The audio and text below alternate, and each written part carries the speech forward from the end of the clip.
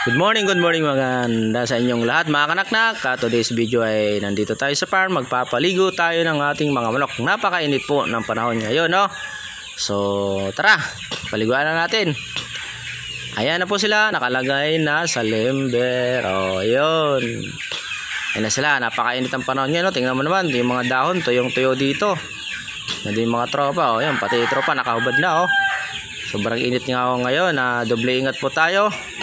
Lalo pag umaambon ng konti ay ginom tayo uli ng tubig. Tubig ang solusyon sa ating kainitan. Kaya inom lang ng tubig. Bisitahin natin ang mga sisiw natin. Ayan po mga kanaknak. Oh, ayan. Mga bagong palahi po yan. Sinsa na po ha. Bawal po. Hindi po pinibintay po ito. Hindi po pinibintay ito. Nasakto na videohan lang po mga kanaknak. Kung asan man kayo, ingat lang po tayo lagi nasa biyahe. Kung ano man ang ginagawa nyo, ingat po tayo ngayon, no? Kasi ang mahal na araw na po ngayon, mahirap na.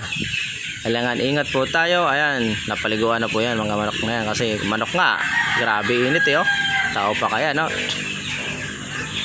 Ingat lang po tayo mga kanaknak. Ayan po, naliguan na yan. O yun,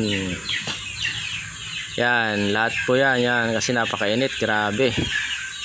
So tubig, yon ang solusyon sa nauuhaw. Yan po si Boss Jojo, nagpapaligo niyang stag. Yan. Yan sa mga naknak not. Kahit ang manok ko, grabe oh. Tingnan mo yung mga manok na, mga basahan, pinaliguan namin. Yan, si Boss Jojo. Ayun, pinaliguan niya stag, ayun oh.